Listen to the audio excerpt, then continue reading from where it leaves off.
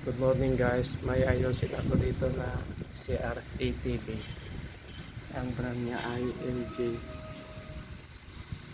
Ito yung model number niya.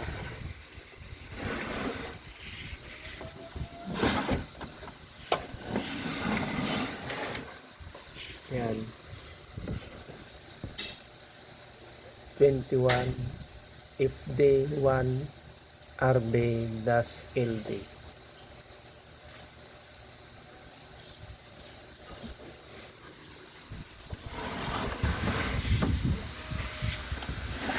Ito yung diferensya niya, testing ko.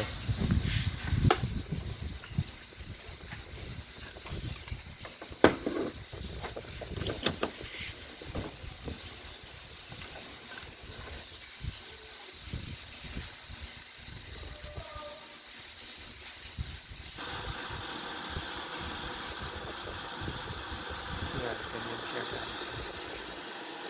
Hindi siya buo, tapos parang may wave dito.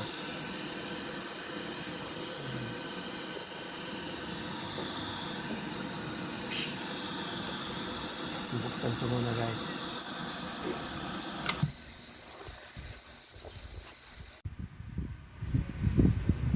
Ito guys, nabuksan ko na. Nag-check ako ng voltage dito sa vertical section niya. Okay naman. Pero mga kapasitor, hindi pa ako nag-check. Ang chinik ko muna itong yoke. Ito guys, yung may icon siya dito na open.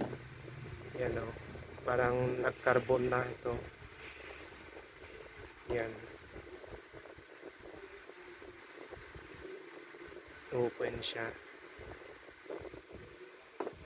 Meron pa open dito sa mga tinugtungan ko na o. Yan. Okay guys, idugtong ko muna ito. Tapos i-check ko. Ito okay naman, may continuity. Ito lang walang continuity. Kaya siguro kukunti lang ang picture. Tapos parang may wave siya na ganon. Okay guys, idugtong ko muna. Ito na guys, nilagay ko na yung takip. Testing na natin. Power switch on to. Ito ay ginamitan ko ng TV Plus. Ayan. Tama. Ayan, pwede na. Amen. Amen. Salamat na marami. Okay, Brad, sige, so go ahead. We're all ears. Yes, nakikinig Okay daw guys, ngayon. hanggang dito na lamang ang aking video. Kung hindi ka pa nakapag-subscribe, pindutin mo na yung subscribe button at huwag mo na rin kalimutang pindutin yung notification bell para updated ka sa bagong kong i-upload na mga video. Maraming salamat. As a provider. Hindi po siya sumablay 40 years.